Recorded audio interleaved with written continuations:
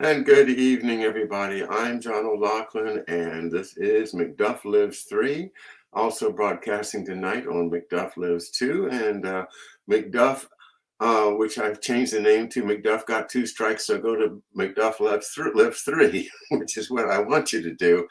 If you are on one of the other ones, please subscribe to McDuff Lives 3 because there's no strikes on McDuff Lives 3. And if we get hit on the other ones, then you'll still be in the loop. And I really want to keep going no matter what. So with that said, it's been very, very interesting week so far. Very looking forward to talking it over with David Cranmer Underdown. So welcome, David. How are you? I'm doing good. Thanks, John. Glad to be back. Very good. Sometimes I want to just let you start on whatever you want to and roll with it. We talked a little bit before the show about a topic for tonight, and one of the things I've been looking into is the early Cold War period when the CIA has been formed, but there's still a big budget battle going on between the services, and mainly the Navy against this brand new service that's been created by the National Security Act of 1947 called the United States Air Force. And wow, the amount of lobbying and politicking that went on in order to establish who was going to get the big bucks is also related to of course, the same characters that were involved in financing the war in the first place. And so, one of the places where I think it's useful to try to dig into this is, along with Prescott Bush and the Union Banking Corporation, the Brown Brothers Harriman, and the financing of Hitler through Standard Oil and other facilities like that we've talked about. Another major financial institution called Dillon Reed at one point had both Symington and James Forrestal, who ended up being enemies in that budget battle, working at Dillon Reed. So I thought, since this is pretty much your bailiwick to explain what's going on here as far as the financial institution, and is it true that they were also financing the Nazis? I mean, Dillon Reed as a bank. Yeah, I mean, Dillon Reed is, has those two characters you just mentioned, Stuart Symington and James Forrestal. It also has the Dillon family itself, with Douglas Dillon being positioned as the Treasury Secretary under Kennedy. And then the other key Dillon person that I've tried to focus a lot on is this pioneering hedge fund that was created by Horace Rowland Gaither, and he created a company called Gaither, Anderson, and Draper. And the Draper, he's another character in there. Like you said, there was a lot of Wall Street powers that were financing the munitions and the aviation and the industrial capacity for war. You mentioned before you wanted to sort of talk about this Stuart Symington and James Forrestal rivalry, since they were both, the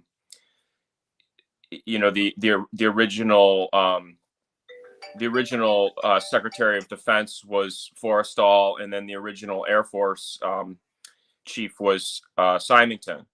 So with that background, last 2 weeks ago, we talked a lot about the banks in Detroit and their role, and Dillon Reed was right in there in Detroit as well. They were the bank that bought the Dodge Corporation after the Dodge brothers both passed away. The shares went to their widows, and Dillon Reed was the bank that bought Dodge. So that was, that's an interesting backstory with Chrysler merging with Dodge. And then with Chrysler, of course, they had the history with their munitions, but also their rocket program. That's that's an area that I think is missed a lot, is that Chrysler was a major rocketry subcontractor for NASA, and the Werner von Braun's brother, who is Sigmund von Braun, he actually lived where I live in Detroit and worked for Chrysler for most of his career. So there is a lot of the Dillon Reed also was one. They sold bonds for war bonds for Russia, war bonds for the World War II Germany as well. So there is a lot in there. I always like to think about the other aspects with Symington, with his role with Emerson Electric. I know that they did some work with the proximity fuse, which is something that I'm personally very interested in, not just because it was considered the second most financed war project after the atomic bomb, but he was supposedly one of the involved in the whole Rosenberg proximity fuse exfiltration. I think Symington with Emerson Electric was part of that. So that's something that, I think about with, my suspicions that my grandfather was somebody that really worked on the proximity fuse project in Bloomington at RCA. And then also with Symington being the host of the Gibson Island research conferences, where the organizer of it was Neil Gordon, and he was the head of chemistry at Wayne State, which we've talked about, which is a university in Detroit, right by the General Motors building. And he supposedly stayed at Symington's home on Gibson Island when he would host the research conferences. So there's a lot of interest for me in that story. So I rewatched recently one of Mark Kulak's old shows about really about Alexander Sachs and sort of the history of the Albert Einstein and Leo Szilard preparing the warning letter to FDR, and then with Sachs being the deliverer of it. And I feel like there's just a lot of areas to explore with those characters also, as far as the the Air Force getting the atomic bomb was an Army project for World War II. And then, of course, as you said, they had the National Security Act, and they really made a big change by creating a new agency with the Air Force called the Atomic Energy Commission, which then was charged with the atomic materials. And then the Air Force was given the delivery mechanism of the atomic bomb. So those were really big changes in our our defense and our military. So this is definitely an area that I'm interested in. You covered so much. Let's start there though with the Manhattan Project, because during World War II this Manhattan Project was going on, and what we're told now is that it was development of the atomic bomb. Personally, I think it was more than that. I think it was a kind of a think tank of how maybe how to kill a whole lot of people, without really trying. The idea of how, if we needed to reduce the population of Russia by 100%, maybe nuclear bomb, but maybe another way, maybe there's something else. And I think that possibly we haven't even gotten past the tip of the iceberg on what the Manhattan Project was really, really doing. But one thing that they did do was they came up with the idea of an atomic bomb. And as you know from talking to Mark Kulak, and I truly respect his work, the idea of whether they could actually trigger a nuclear reaction, the Vannevar Bush himself said it wasn't possible. It was just not possible. You can't do it. The timing is just too incredibly tight. We're talking about 0.0005 seconds, and everything has to happen at the same time. Nevertheless, they present us with images and tails and radioactive areas and all kinds of reasons to think that, yeah, there is this atomic bomb. But right now, with people talking about, oh, there might be a nuclear war, this Ukraine thing, if we push it too far, or, the Russians are crazy, or, for whatever reason, the word nuclear war comes up. Yeah. I'm telling you, I'm at the point where I feel like the crying wolf. I don't think that if I just don't see that as a deterrent to me. It's like war is bad enough by itself without having to have this. But my point, though, is maybe it's all a big psyop, and that's why the Navy guys, were like, no, you can't rely on nuclear deterrent, because it's not real. It's that's the way I think. There was a naval officer that testified in the Senate hearing that I quoted on my Twitter. Basically, he said, he didn't feel like a nuclear explosion was all that dangerous. He said, I could stand at one end of the runway at National Airport, and a nuclear bomb could go off on the other end, and as long, it wouldn't do anything but maybe singe my clothes. And I think, and of course they all ridiculed that.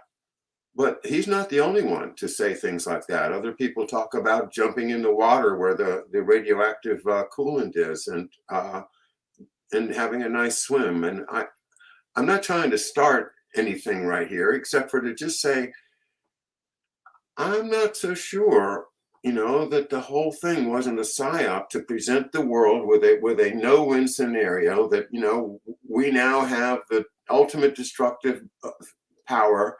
So nobody can have a war anymore. So everybody settle down and do what we say.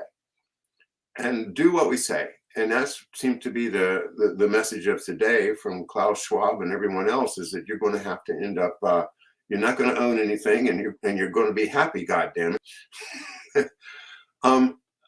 Psyops against the American people have been going on for a long time. Against the whole world have been going on for a long time.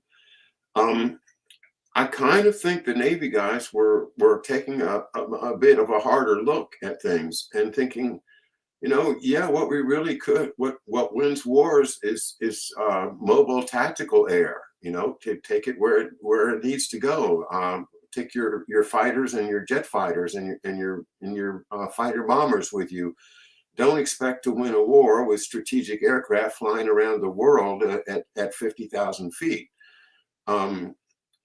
That was the fight, but the Navy lost, the Air Force won, and on one side was Symington, and on the other side was Forrestal. And anyway, they both came out of Dillon Reed. Dillon Reed has a history of financing the munitions of the Nazis, if I'm not mistaken, just like we have from the Bush crowd. So what is it that makes them, they had apparently been friends, what makes them enemies, and why did it looks to me like they had to get rid of Forrestal. He must have known too much. He was part of that Majestic 12 thing. But anyway, enough out of me. I'm starting to just throw out random facts. Well, with what you're talking about, I mean, like, for during for my lifetime, I mean, obviously the Colin Powell shaking the yellow cake and weapons of mass destruction, that was the that was the expression that justified the entire Iraq war, was weapons of mass destruction. So, I think that you can, I've listened to Mark a lot, and I think he makes great, valid points about the idea of a nuclear bomb. But that's, of course, not to say that they can't kill massive amounts of people with great ease if they want to. So, it's one of those things where, for me, it's, the threat is there, whether it's a nuclear bomb or, a gas or a biological agent. Those things are all, in the inventory, and, easy to create fear in a population. So, to me, I think again, Mark's made great points about the idea of having, basically an unlimited budget with a special kind of cleaved off security designation that allows you to create special projects under complete secrecy with basically no audit and no oversight. So that, is, if you're a business person, that's a great model to have. So I think that's a big part of it is, we've talked a lot about the idea of the U2 and how that has, created so many key moments in our military history as far as, kind of ruining the peace plan for the, and sparking a Cold War. And then with the the Bay of Pigs, it also played a major facet in that. And then also with the Kennedy assassination, I've read about the idea of the U2 spying on Israel also being a theory that a lot of people think was possibly one of the factors in that. So, these secret projects, I think, are, they're intriguing. I feel like even with the the idea of the Area 51, I feel like a lot of people are very interested in the idea of, these technologies that we haven't seen before. My big problem with that is that I just hate that it's Alan Dulles and Richard Bissell and Frank Wisner are the men that are tasked with Area 51 in the U2 project. So to me, that kind of ruins the whole idea of the, what's there. It makes it feel like it's definitely a lot of, white canvas productions as far as, a lot of these theories I feel like are kind of, CIA, Rand Corporation, Hudson Institute, just, vehicle, ways to create fear and divert attention maybe away from like real projects. But, I always take it, I always think personally, and like with my grandpa Key, who was, he worked at RCA for his whole career, and he was, he was the smartest person I ever knew. And I know that he worked officially on the television project, but I think he did work on the proximity fuse. And so I think if you have a project like that, which you can see where the value of something like that, a radio detonator on a, just on any munition, how valuable that is. And that's not talked about. That's something that I put my attention more to something like that over technologies that are more speculative. So but as far as Dylan Reed, yes, they're right in there. One of the other characters that I've was kind of preparing for this was Robert Lovett, who was a he was the undersecretary of war to Stimson, and he was very close, I think, with both Symington and Forrestal in World War II, with a lot of the planning of infrastructure and what type of aircraft we should be investing in and things like that. And he sort of ties into both because he married a Brown, who was one of the original Brown brother founders. So you have, and Symington was he was a Yale guy also. So, even though he was at Dylan Reed, I think there is a lot of crossover as far as the who was involved. I'm trying to think too. Symington was married to a Wadsworth, and Wadsworth was so he was cousins with Jock Whitney, who Whitney was the cousin with Cornelius Vanderbilt Whitney, who was sort of the Anglo-American representative for North America. And then he also worked with a character I'm really interested in, and is Bino Schmidt.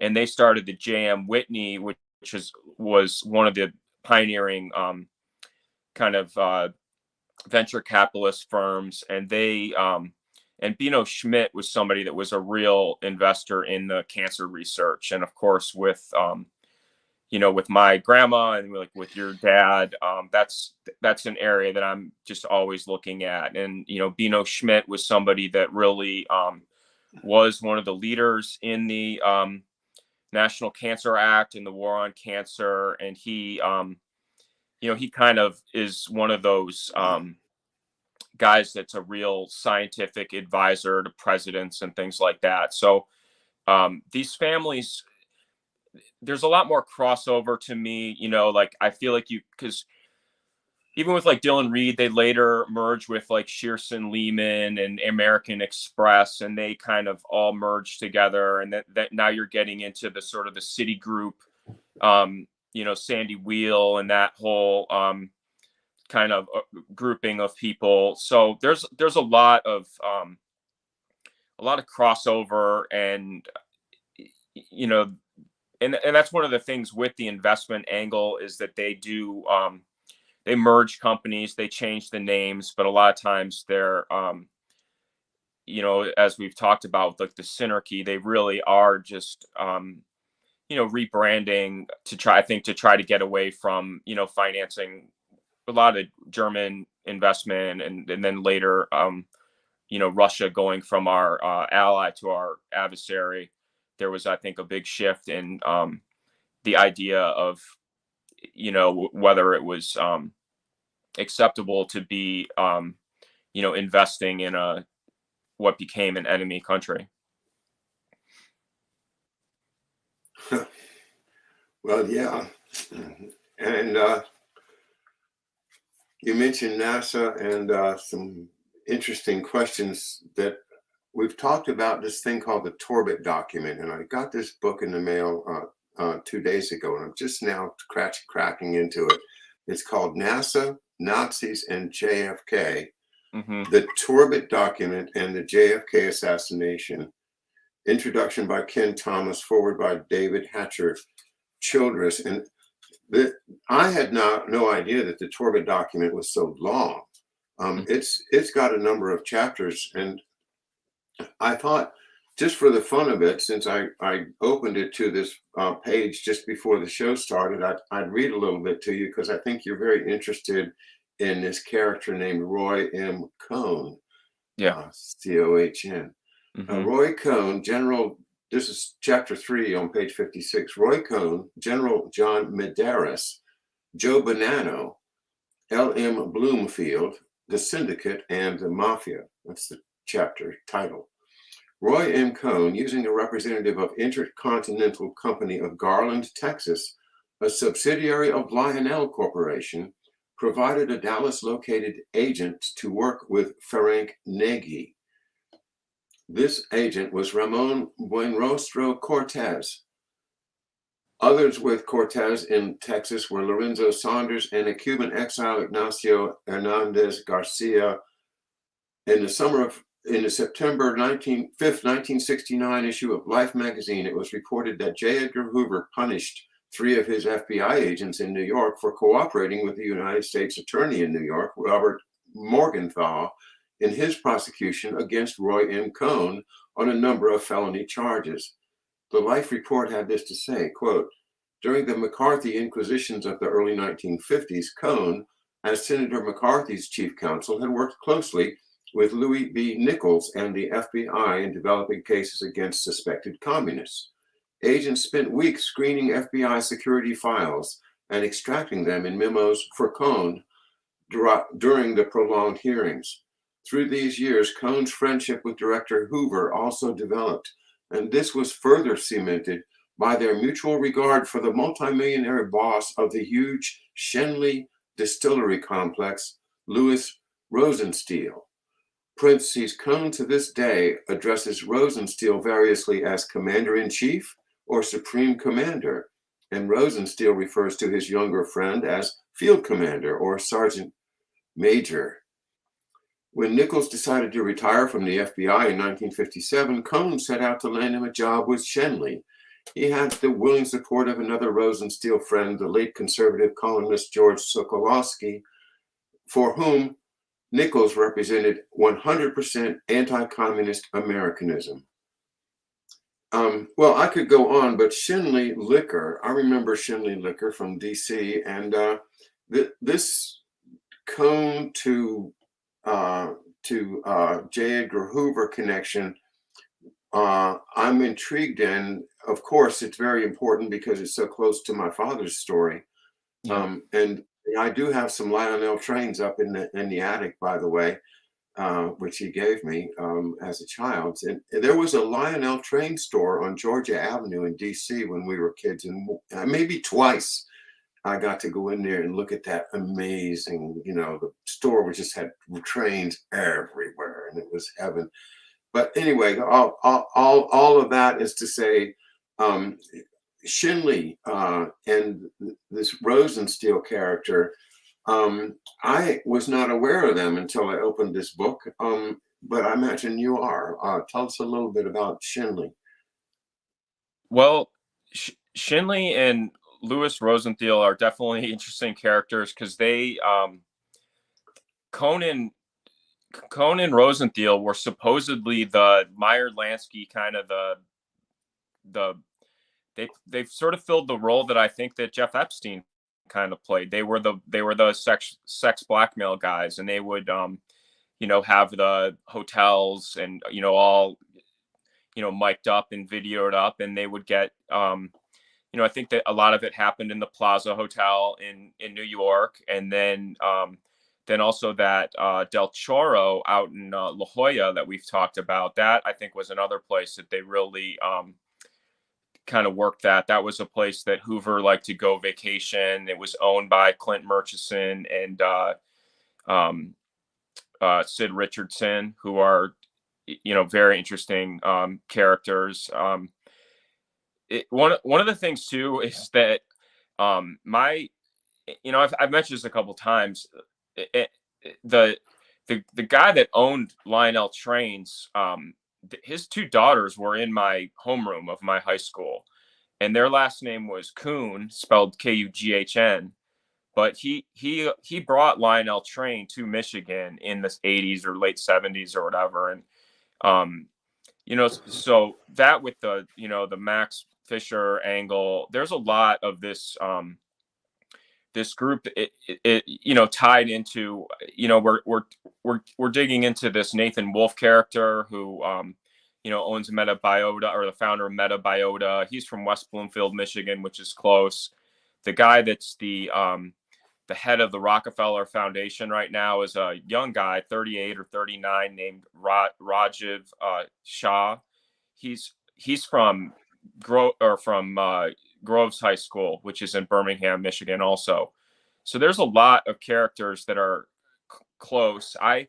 Cone is interesting to me also because we were talking about the Symington, and with that, the Army. What was it? The Army hearing that Roy Cohn got into it over the David Shine, who was with McCarthy. G. David Shine was supposedly Roy Cohn's boyfriend, and so he was basically trying to do an inside deal to keep him out of the Army and keep him in New York. And this G. David Shine, his sister marries Lester Crown. And Lester Crown is the son of Henry Crown, who was the one that bought General Dynamics. And that whole angle is interesting as well, because General Dynamics was, of course, the merger of Electric Boat, which was right where your dad went to high school in Groton, and then also.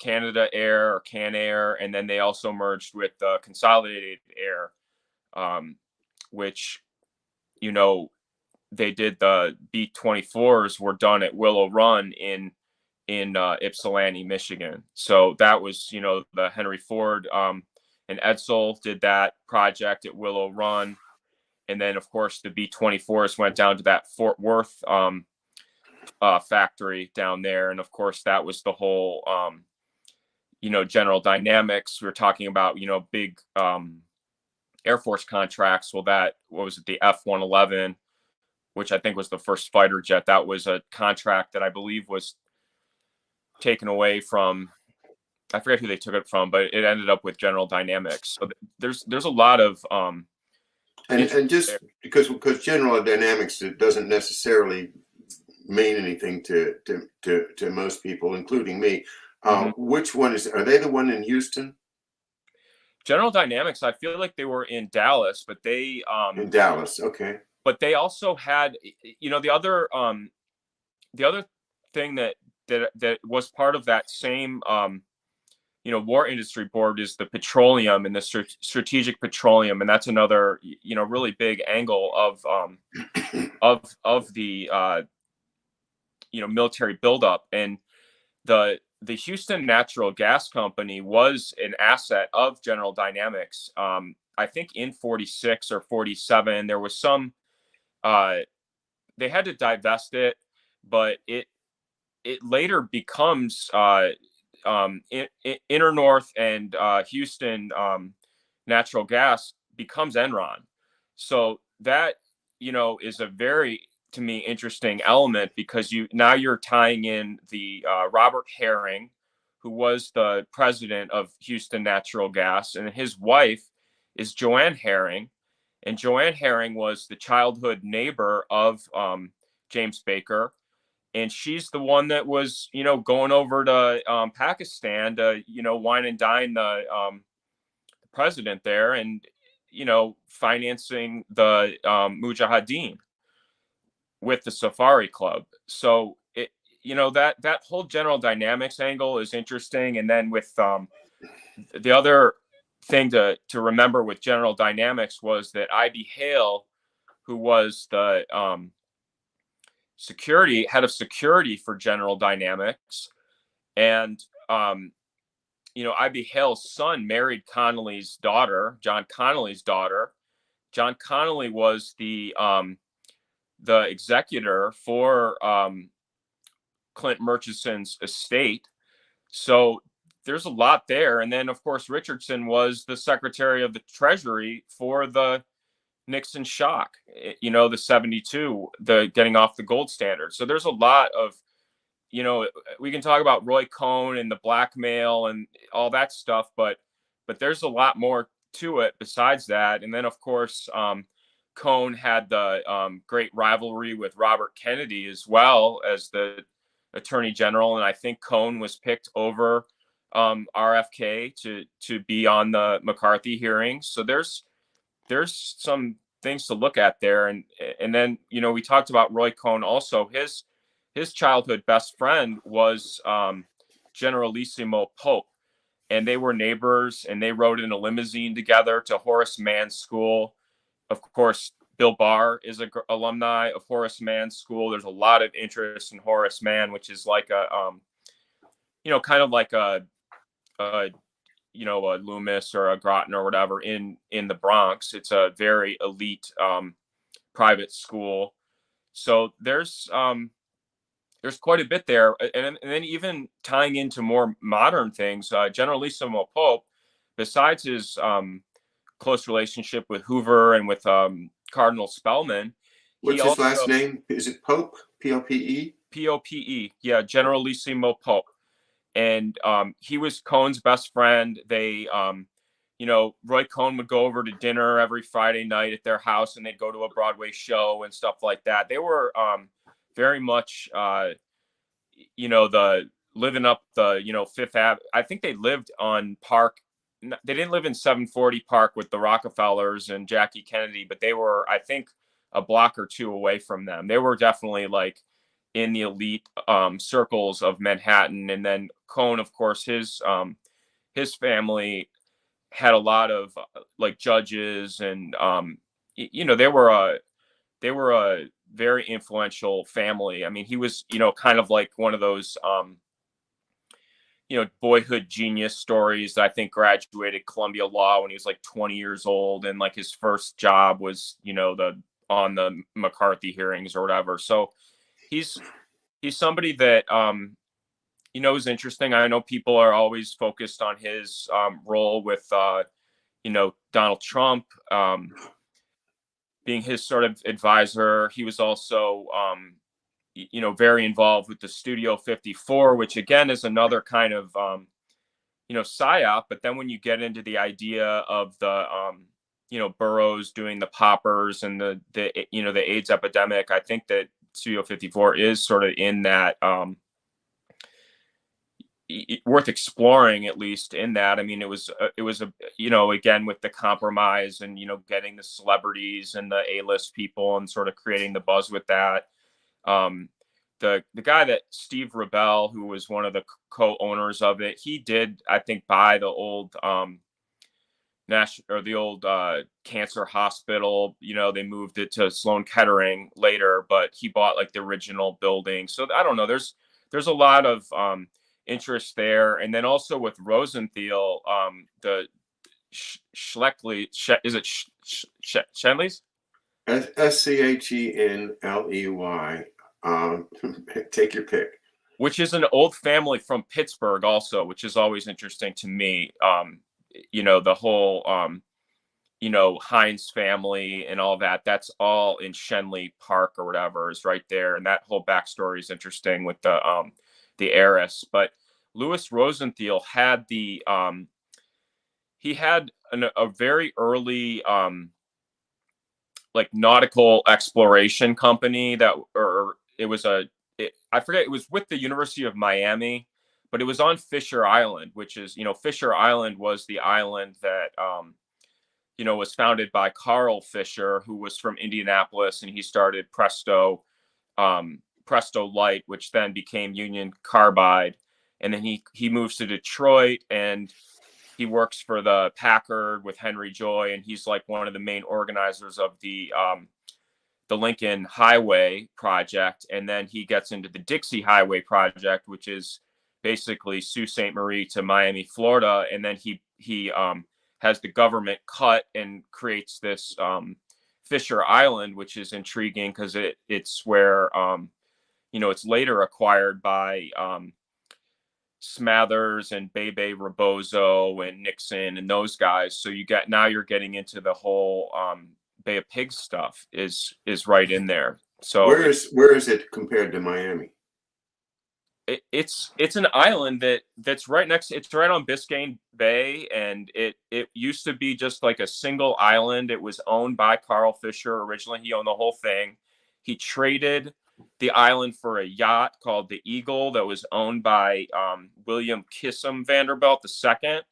William Kissam Vanderbilt II is the one that owned the property in Lake Success on Long Island that was used as the temporary home of the United Nations. It was the big Sperry gyroscope headquarters on Long Island. So there's a lot of intrigue there. And then, of course, later they sort of repeat the same kind of story with Adnan Khashoggi with his yacht, the Nabila or whatever, and he trades it to the Sultan of Brunei, who is the guy that in the whole Iran-Contra, the Fawn Hall, the $10 million deposit got transposed to it was supposed to go to the Sultan of Brunei, and instead it goes to Bruce Rappaport, and then that yacht is traded to Donald Trump, and then Donald Trump has to sell it to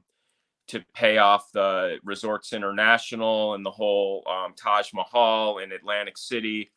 So there's a lot of ties there. And then, then when we were talking about, with Roy Cohn being sort of the mentor and, teaching how to, use the sort of tough guy, New York persona and all that stuff. It's, there's a lot of connections. It's why I don't pick favorites. And, some people are, feel like I don't promote certain people or whatever, but to me, it's a lot of it is, Meyer Lansky assets. And, I feel like he's partnered with the Dulleses and the Rockefellers and the Rothschilds and, the Mellons and all that stuff. And it's, I don't see much difference between them. I see them playing different characters in sort of one operation. And then, with people like Mueller and Barr, they're also, play sort of more of either a Justice Department or an FBI role in the same sort of operation.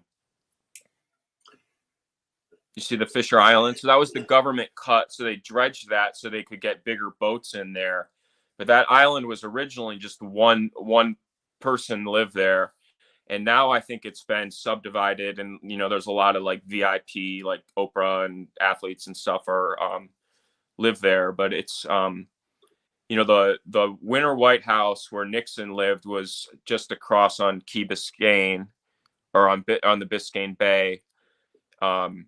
But all that,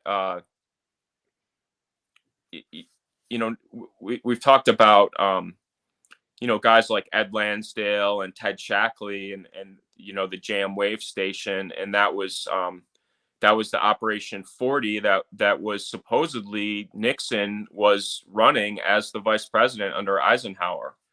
So it's, there's a lot of intrigue there. I every time someone, and especially someone with your perspective, starts saying basically that it's all the same, the underworld and the overworld are working together. Yeah. Sean Ross has been saying that, the Octagon police forces are not that different from the mafia police.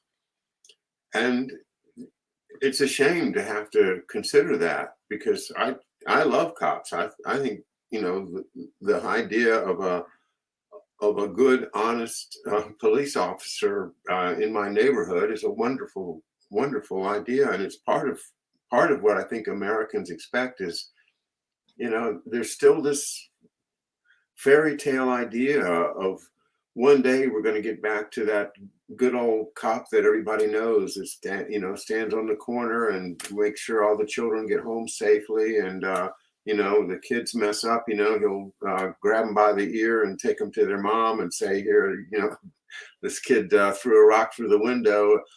Getting back to that simple vision, which probably never existed, but it's part of what we're losing when we say it's all the same. We say it's all the same, and then well, what about everything? The whole idea we studied is great idea of balance of power, and the president, the executive, and the courts, and the Constitution, and all of those things. They're all still just part of a big.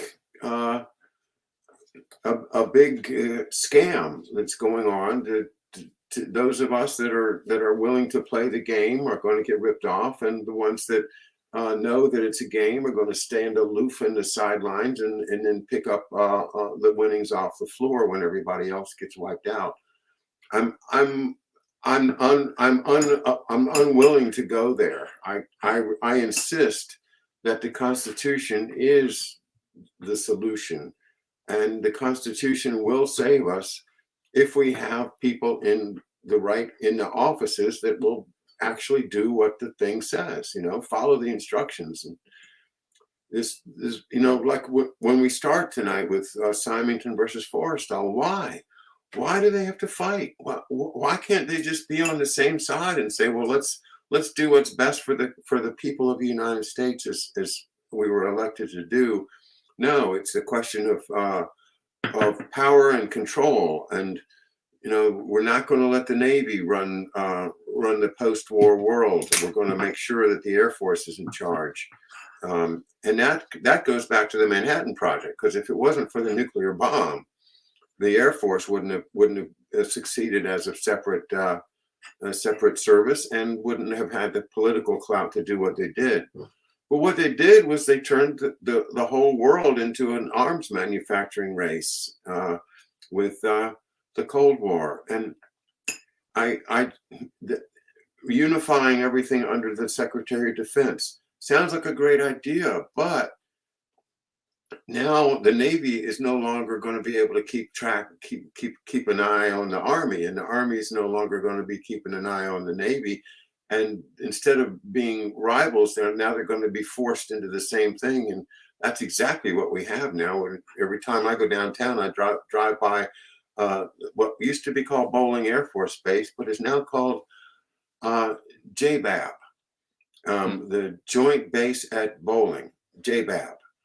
And it's all about joint. Everything is all joint now. That special ops has taken over from the regular services anyway, and the Joint Chiefs are now personnel managers to say, well, what do you need, CIA? We'll send you the right people, whether it's Navy, Air Force, or whatever, Space Force now, I guess, too. That unification of the military is like unification of everything else. Our education system becoming top down, our economy becoming in the hands of fewer and fewer people, and it's setting us up for this fourth industrial revolution. Have you been looking into the fourth industrial revolution and the plans of the World Economic Forum, and what does the past tell us about the future here? Well, I think that one of the things I was looking at today that I think is a good guide was the whole post World War II with the creation of NATO, and I was looking at again, the IG Farben building being the headquarters of that, with Eisenhower there, and then with Louis Battenberg sort of being the supreme commander of the sea, and then Chiang Kai-shek was the Chinese commander, and those were sort of, to me, just like building off of their relationships and networks. I mean, you have Battenberg, whose father-in-law was Lord Temple, that was the creator of the Anglo-German Fellowship, which created the Bank of International Settlements, which was really an extension of the Dawes Plan and then the Young Plan. Wow, I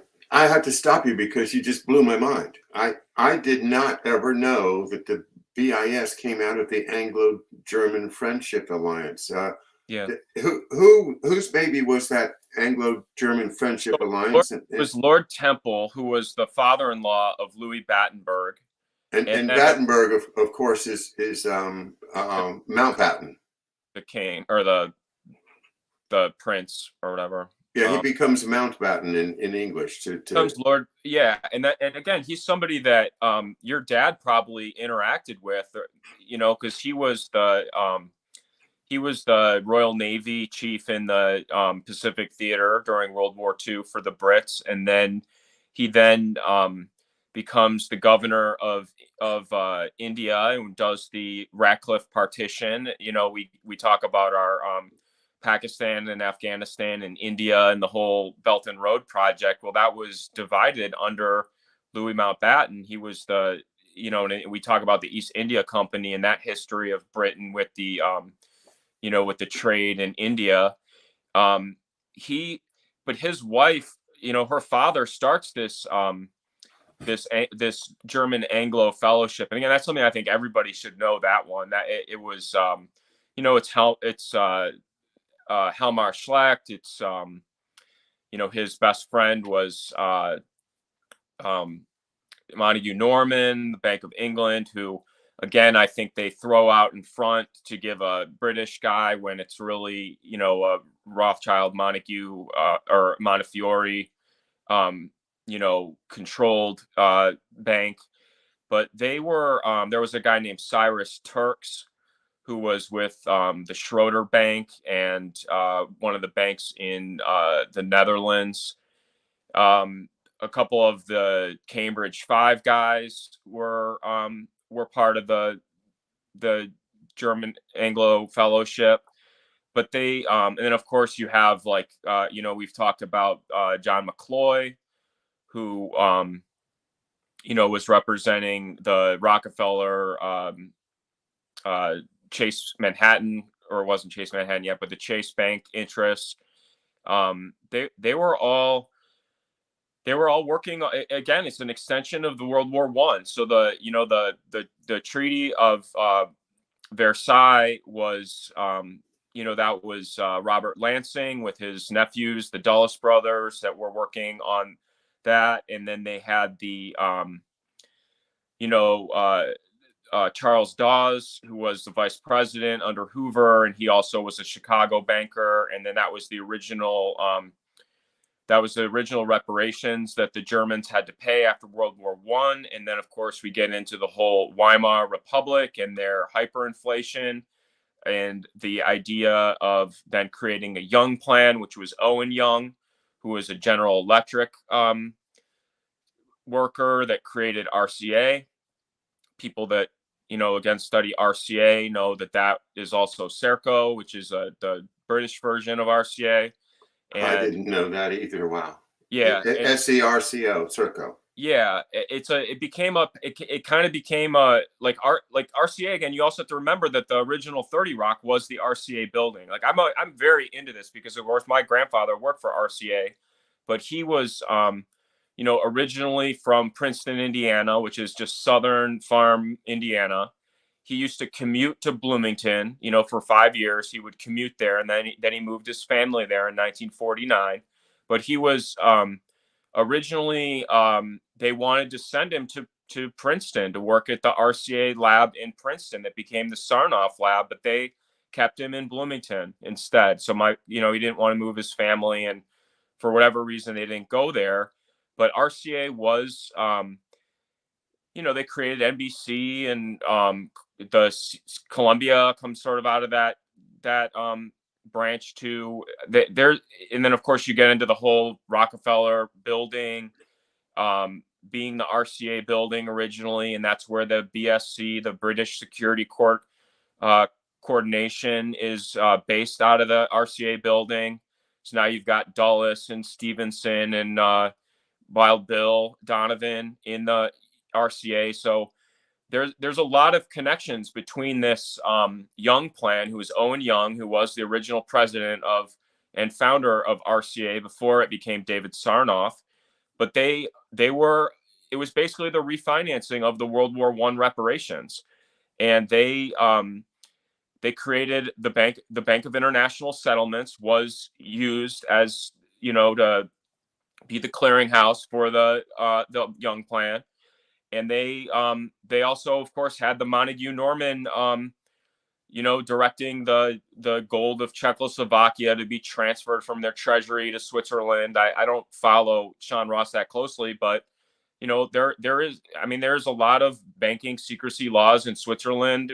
We know Dulles was in Bern and running the OSS war or economic warfare department was sort of being run out of Bern by Dulles.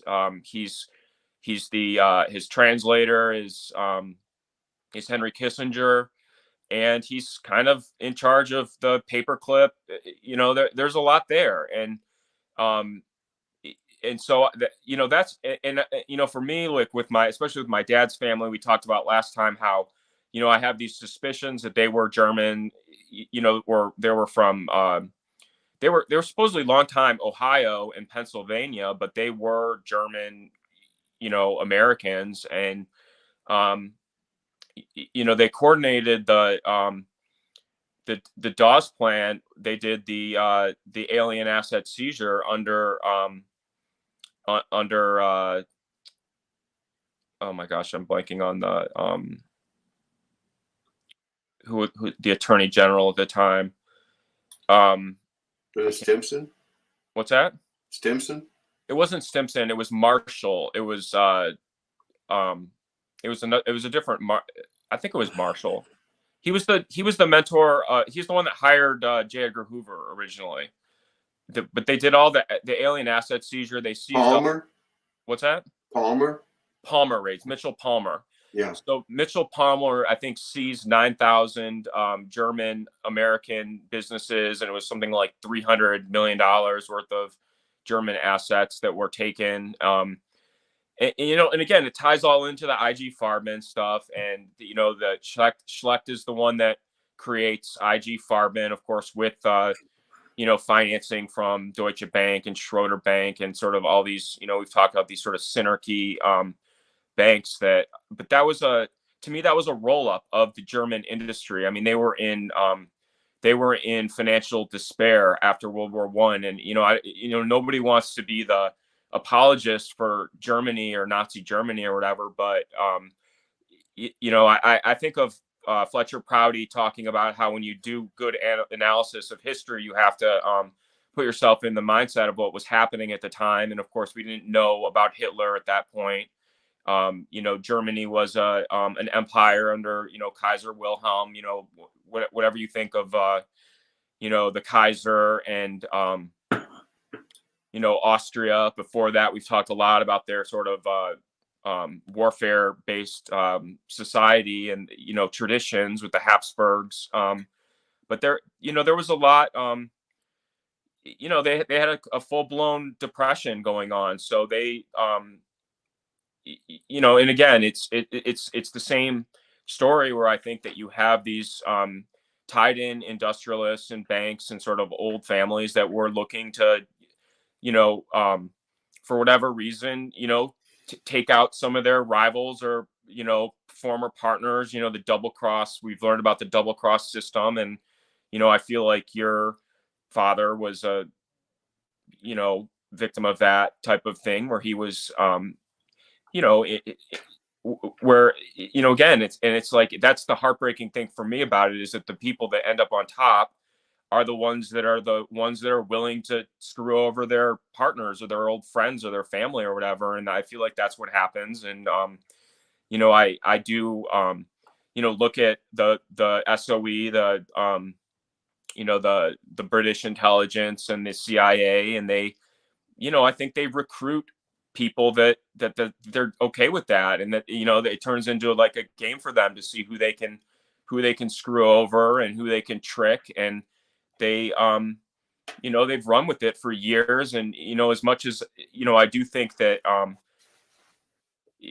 want to believe in all the systems and things we have, it's very hard, because to me it does. I mean, I do feel like, again, I don't want to be like a victim or whatever, but I do feel like, especially on my dad's side of the family, that his family were all had horrible and weird, unexplainable situations. And they were the more I dig into this, especially of this medical stuff, I mean, we talked about Neil Gordon being at Wayne State.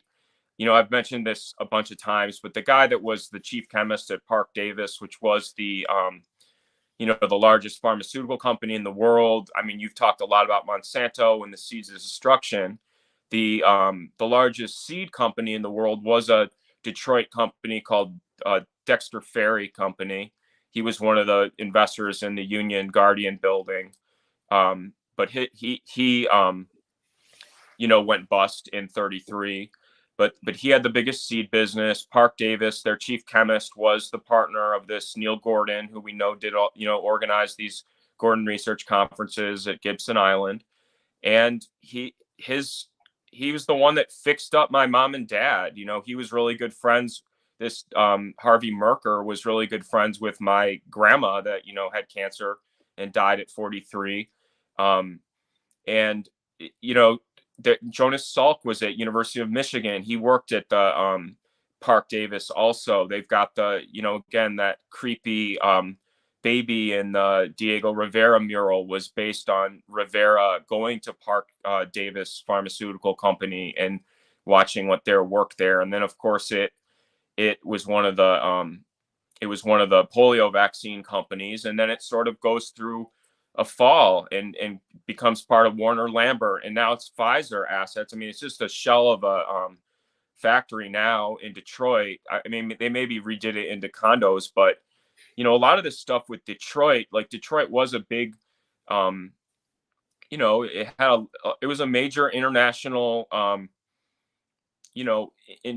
industry, but also medicine and stuff like that. And it just sort of all went away. And I do, for whatever, I do feel like, it's sad. It's hard for me because, again, like my family, they don't talk. I mean, they don't believe that at all. I mean, even my dad, who, lost his mom when he was young, he just thought she was a smoker and, was unlucky and got cancer, and that was it. And so it's very hard for me because I do have these really strong convictions on this stuff. I really believe a lot of it, but it's hard because, again, like, the characters are abstract to people, and the like RCA, to most people, they think of it as like a fit, like Lost to Sony or whatever. They were they've been rebranded so many times now, nobody thinks of them. And and I look at your dad's rival, that George Schultz, and sort of his role with Bechtel, which was very closely tied to the Kaiser family. We've talked about them with their taking over Willow Run, but he was somebody that was really in with the Hoover Institute and with the Stanford Research Institute, the SRI, which was formerly the Sarnoff Corporation in Princeton.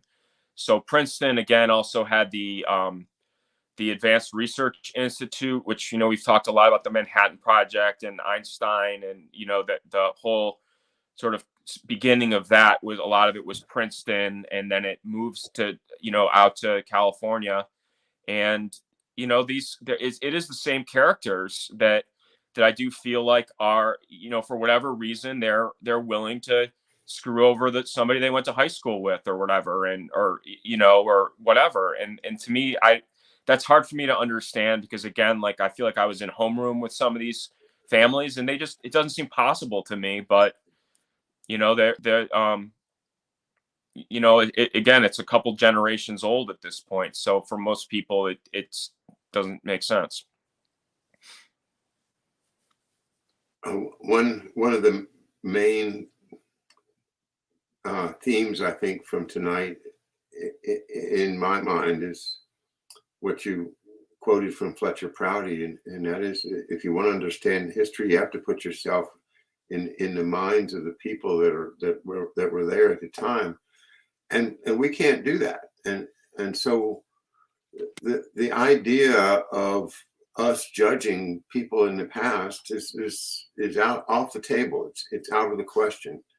There's no point in my holding back facts because I'm afraid that somebody's going to get embarrassed by them, that from 30 years ago, when I'm not going to judge. I don't think it's fair to judge people, from what they did under circumstances that right now we can't put ourselves in that place. The horrors of Nazism were financed by good people. That seems to be the bottom line. Is people in their hearts wouldn't have gone out and said, I want to finance the gas chambers for to kill as many Jews and gypsies as we can. Nobody would, in their right mind, would have done that. At least not in this country. Not Americans, not people that have grown up with American values. And yet these things do keep happening, and the ones that end up on top so far are the ones that are willing to cheat. My mother used to say cheaters never prosper, but that's not the way it is right now. The cheaters are prospering.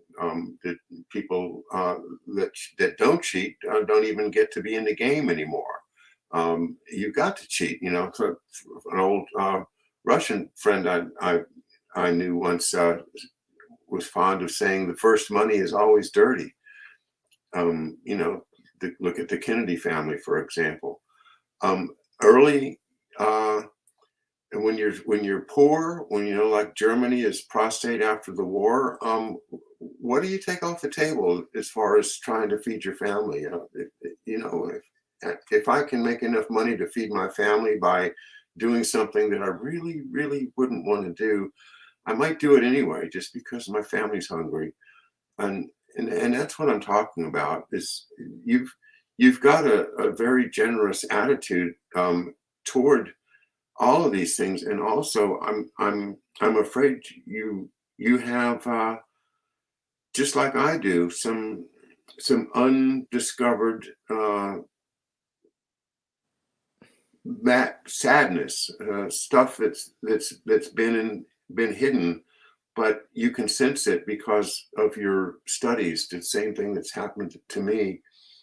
And it's horrific. But you humanize them and you remember them, and to the extent that we do have some type of a presence after life, then they're. I think it's gratifying. You know, I think if my father is aware of what we're doing, he's gratified by this conversation between you and me about families. And but again, back to the main thing is that we have to uncover the past, but we cannot judge the past. It's just it's beyond our ability. We can't put ourselves in that position, nor should we, because if we do, then we're going to just end up having more violence, more war, and we got to we've got to stop it. We got to throw down that sword and shield and get down to the riverside. Yeah, y- y- it's been a weird experience just because I do feel like I've sort of felt these, again, it was like never, I went to school with people that were from great, wonderful families, and people were so smart, and, I knew everybody. So it does, it's hard. And like you said, the first generation is dirty.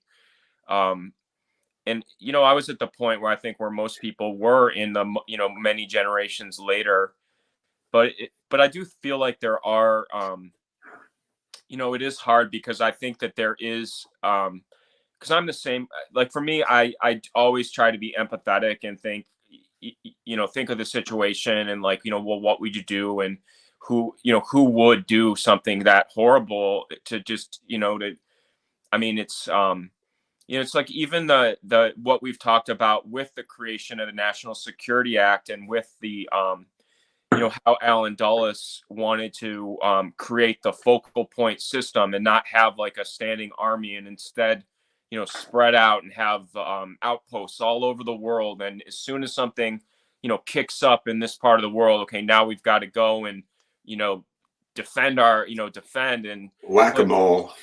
yeah, Alan Dulles wanted to play whack-a-mole. What he would do is he was the master of kicking you under the table, and then the other guy punches you in the face, and you're like, oh my gosh, the guy hit me. But that's, to me, that's just like it's a bush league tactic. And for me, it's hard to think that we've done that. But of course it is, we've talked, we talk about how, you asked me about what I think about the one world order and Klaus Schwab and the Fourth Reich. Well, I do feel like that, yes, that this idea of expansion and having full spectrum dominance and having these focal points, and we saw with even the heading into the election with the kind of the domestic turmoil, and we talked about the smart cities and the idea of doing these autonomous zones, and potentially bringing in a third party military force, because our existing is no longer functioning, so we need to bring in something new. And I don't know. I mean, I try to keep up with everything, but it is again, it's like if our policy is we're going to do the kick under the table to get punched in the face, but really we're doing it because we just want to go to places to exploit resources and take over, do colonization or whatever. I mean, I don't, and that's what it seems like it is. And they don't, nobody wants to, fess up to it. I mean, I look at even the people that are our leaders, our Secretary of State now, and it's just, to me, it's just at a point where it's like, you got to be kidding me, as far as like, my real dad was a founder of Warburg Pincus. My stepdad was Robert Maxwell's lawyer. Like, it's ridiculous at this point. And to go around, I don't know. I mean, I don't know what'll happen. I try to be positive. I've been, I feel like within my own family, it's been really hard recently, and I'm just concerned. I don't know. I want to, feel like we can have a system that's fair and works. And I do, we've talked about before about how the Constitution is a foundational document that that can work. And it just seems like we've had just so much fat and confusion and abuse at this point that that's always been my point, is to try to just to do a just like a streamline, like a go back to basics kind of idea. That's what I would do if I could, but again, it's just like we are. I don't know. I mean, it's just like I don't know if it's always been this bad, and like I just have been studying people and sort of learning the networks better so I can see it more clearly. But it just seems like it's just out of control at this point as far as our State Department and our our foreign policy just seems so I don't know, it just seems, it just doesn't, it's just not like believable to me. It just seems like it's all just attempt at fooling people and tricking people into believing something that's really not happening. And I don't know, for me, I've never been somebody that likes tricks or being fooled, so it's very hard for me. Yeah, you said it. I can't stand it, being tricked and fooled, especially when it you're talking about millions of lives, and that's what we're talking about. People too. Yeah, I mean, when you were struggling for the word, it's not, and the word that came to my mind, American. It's not American what they're doing. We have morality, we have standards, we have a tradition, at least in our rhetoric, of being fair and honest and golden rule, and we have to grab that back. I mean, the people of this country still think we've got that image in the world, and we don't. And our people have worked very hard to destroy our image in the world with incidents like Abu Ghraib. That had to be intentional to just torture Muslim prisoners and take pictures of it. Why else would you do it other than to spread hatred of America? We have now people all around the world that are convinced that America is, and as was said back in the 70s, the great Satan. And we might well be turning into the great Satan if the people of this country don't start paying attention. I get on my Facebook and plead with people, come on, wake up, you gotta, and well, what else can we do? But your story, your connections have a way of making it real. Making it real for more than yourself, for me, for the people in the chat room. We understand what you're seeing is an incredible network, and I've seen it as an incredible network. And if you look at my family as having suffered and your family as having suffered, then what are the odds that most people have got the same thing in their families? Somewhere, I'll bet you everybody in the chat room could, if they thought about it, could find somebody that was most likely mistreated, cheated out of something, or just thrown to the wayside in order for one of these creeps to get ahead of them. And somehow or another, it's sunlight, and we've got to just keep exposing it, and that's what you work so hard at, and I'm doing my best to do that. I applaud the efforts over at Neighborhood News Studio to get a real connected group together, and I'll be on there tomorrow morning at 11 a.m. with a Minefield show, and then tomorrow night we're going to have Professor Hamamoto back here on Thursday Night Live with Professor Hamamoto. So that's what's going on here, just by way of thanking you for being with me tonight, and apologizing that I'm going to have to wrap it up because my brain is starting to fail. You know what I mean? Yep. Well, yeah. Well, thank you so much for having me on, and I feel like I just vent, but it is I'm happy that people feel like they can, are in similar situations. I do think that it is, it's just hard for me because I mean, I obviously just want my own family to, I don't know. That's that, but it's, as you've told me, advised me before. I mean, that's the last place to go as far as trying to get somebody. So, but I feel like it's, I just hope that, again, I feel like I am in a position where I just don't have, I never really had like heroes or people that I just give carte blanche to, that I just, are beyond scrutiny. And I just try to put things together so that hopefully it helps other people, understand the old networks. It helps a tremendous deal. Thank you so much, David. And we'll see you again real soon. Jump in anytime. Maybe what I'd like to do is get you and Mark on the same show one night. I'd love to do a show with Mark. I was watching one of his old, like I said before, one of his older shows, and I would love to go in there because there's a lot of, I think, really good connections I could help him with, because he has such a good network. And again, I would love to try to really make it even richer with him. Yeah, well, I'll see if I can set something up then. All right, everybody. Good night. Good night.